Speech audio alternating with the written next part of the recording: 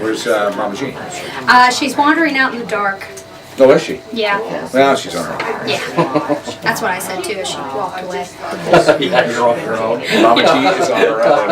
And if you're wondering why Mama G is on her own, we're 97.5 The Rock. We're broadcasting live from the Mcpike Mansion in Alton, and Mama G apparently decided to go on a walkabout. Yeah. She wandered off about 10 minutes ago. I haven't seen That's her right. since. So, yeah. I've heard no screams, no Well, that's true. cries, so I guess it's a good thing. That's right. She's probably just muffling it all out anyway. We're talking about all of the cool stuff that's going on. A little bit of history here with the Mcpike Mansion, which I know I won't get everything right because I don't have my file and I don't have my glasses, so if I did have my file and looked at it, I couldn't read it. Sure, yeah. It was built a long time ago. I want to say in the 1850s, 1859, 1869, right in that time frame.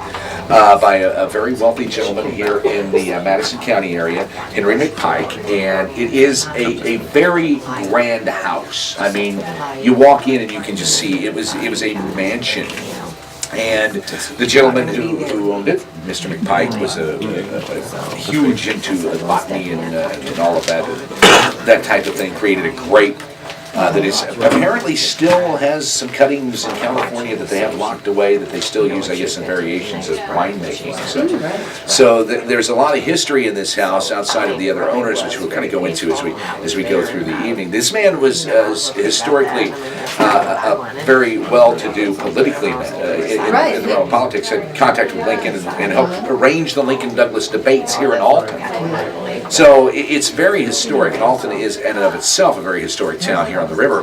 But this mansion is as well, because the other thing that I heard, that the guys from the paranormal group, which we will be talking to Dustin and Bob here in a bit, all of these rocks, all of these the foundation.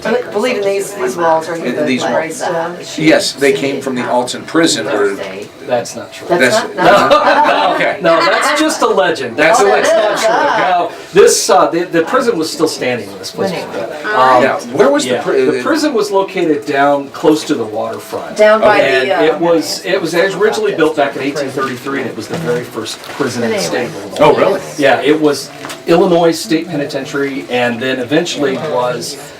Because of the conditions there, was taken out of commission in the late 1850s when Joliet opened, and the Blues Brothers. Right, exactly, right. And so then when the Civil War started, they needed a place to store overflow prisoners from St. Louis, and they started moving them over here. I got it. So the penitentiary was used during the Civil War, was closed down afterward, but was still standing into the 1870s. Okay. And then they started tearing bits of it down.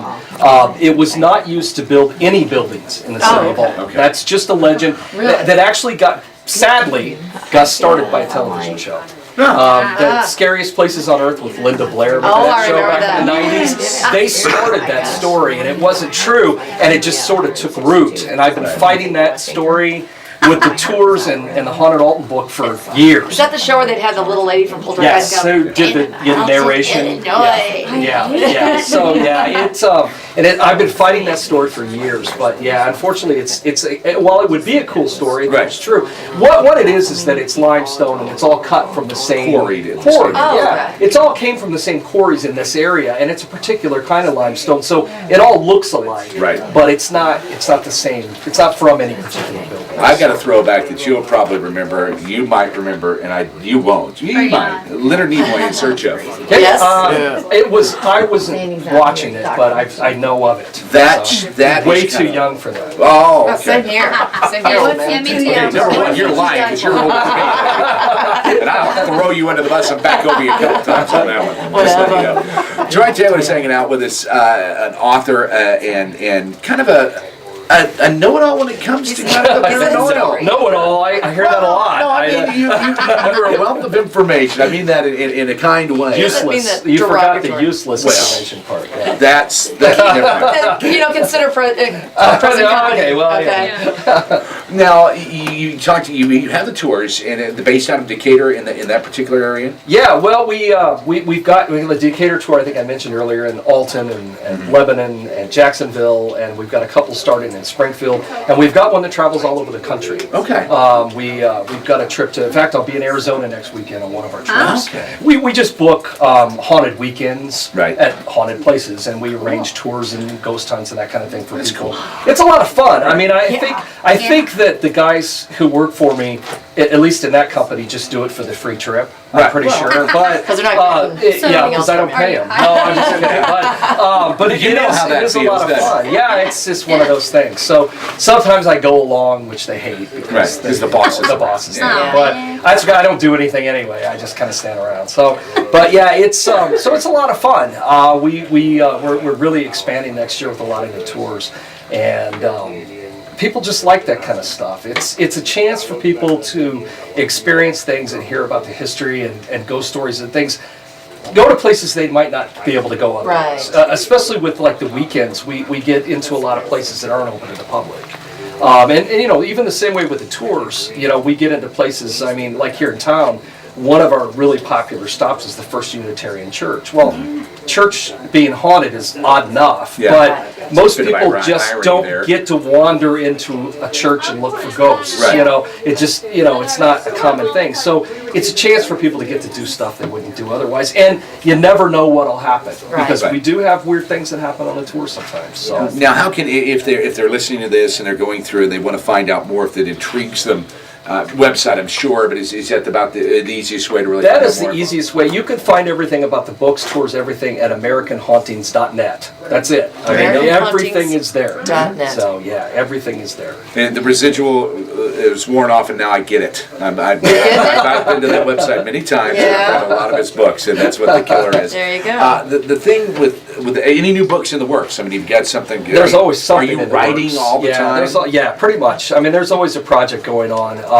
We've got some St. Louis stuff coming out early in the year. I've got a couple of crime books coming out next year. Right. I've got a book coming out for Christmas called Cabinet of Curiosities, and it's what I did was I took the story of the supernatural, like the history of the supernatural in America, from the Fox sisters and spiritualism up until modern times, but I did it through objects. Like I chose 20 objects that represented each story. Okay. I actually got the idea from a book that was done about the Civil War, and they had taken a museum and they had found all these objects in the museum and they told the history of it. And I thought, well, what a cool idea to do with the supernatural. Right. Yeah. So it's coming out for Christmas. It's kind of a best of thing. So everyone should buy one for everyone they know. There you go. And then that'll just take care of it. There you go, because Daddy needs a new bus. Just, I'm kidding. Well, no, that's okay. Get Get a bus. Now, when I say you're writing all the time, are you as far as the creative time? Because what you do there, it just boggles my mind because I have about that much creativity in my But the body. beauty of it is, like with the tour companies and all that stuff, I finally, after 20 years, have finally let go a little bit and now have like a staff. Right. And I never dreamed of having a staff before, and it suddenly freed up all this time. So I figure I did 104 books doing everything. Right. So now that I'm doing pretty much nothing, I should be able to write like another 100 books in like, by next Half the year. So time. that's what I'm thinking. Well, it should be, the it math- should be easy, right? So. Well, no. The thing is, you have a gift that you have you're capable of doing that. You have that ability to do this. Schizophrenia. Well, I don't know if that's a gift. That's but, that's her and her. I think. No, but I mean, as far as the creative process, are you always thinking of an angle or on a book? Are you always everything thinking is always. I keep a notebook where I can jot things down. I'm Right. still a pen and paper guy, but I've always got something going because. It was just like that object thing was an accident, Right. and you just never know what'll pop up.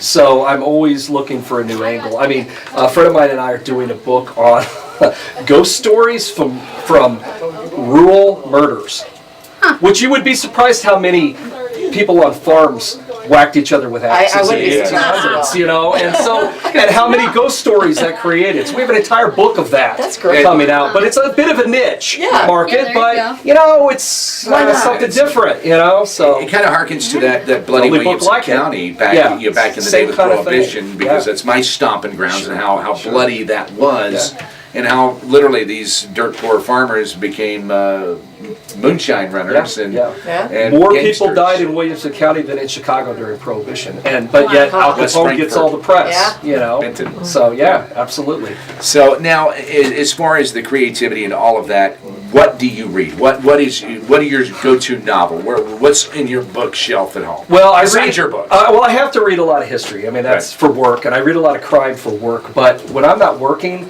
I just want something totally escapist. Right. I mean, You I guilty read pleasure. I read a Romance lot novels? of no, not quite that far. A lot of suspense books, Stephen King stuff like that. Okay. You know, that I kind got of you. thing. I You know, got John Grisham. I just read anything that I don't have to think about. Right. I can just enjoy. You know, Mad So- Magazine for me. Yeah. See, there you go. That's- With the big print. Oh, well, yeah, and it has pictures for God's sakes. And of course, if they want to find out more about tours and upcoming events that you're doing and being in kind of the Central Illinois area, Yeah, kind of yeah. bounce around in the St. Louis area, if they Right. want to maybe get a book signed, do you do that very often when you go out? Sure. What's- Yeah. In fact, I don't know if anybody will be in the Jacksonville area, but I'm doing a big event on Friday night as a fundraiser for Fouke Catholic High School in Okay. Jacksonville, and I'm putting on a big presentation on Night of Weird and Haunted Illinois, and I gotta say I'm excited about it. I think I've done that presentation 100 times, but it's different this time. Do you ever get tired of it? I mean, doing No. stuff like this. No, I mean, not when hesitate. 300 people show up and want to hear you do something. You can't be tired. yeah, of you it. can't. No. You just can't Right. because they're excited. You're excited. Yeah, they are. So no, I really don't get tired of it because it's always different. Right. You know, it's always different. I mean,